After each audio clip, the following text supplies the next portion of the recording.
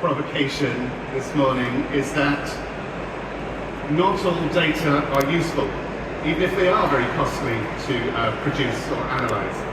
Now again, different people in different parts of the sector have very different views about what data could be useful or indeed not useful.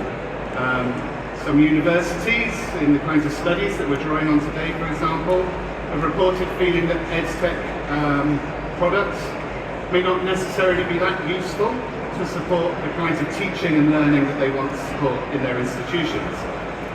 They can also feel that sometimes EdTech companies exaggerate, overpromise, and yet under-deliver on the kind of improvements that are possible through things like data analytics or AI features, for example.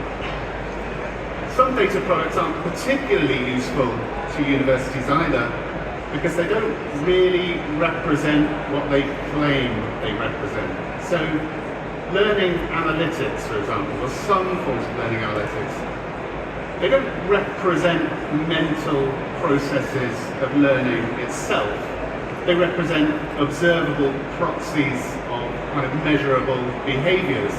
And in some cases, those measurable activities and behaviours can be as simplified and reductionist as time spent watching a video or clicks on a screen and so on. Now, some EdTech companies, again according to some of the interviews and material we're drawing on today, report that they want learning environments to be more standardised and controllable and interoperable with others, so that they can generate more and more useful data sets at scale.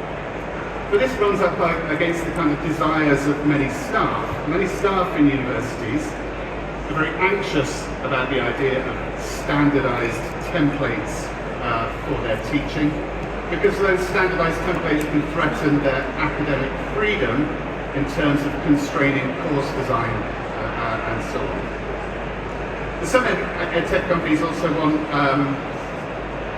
users to spend more time engaging with their platform. More engagement adds up to more data.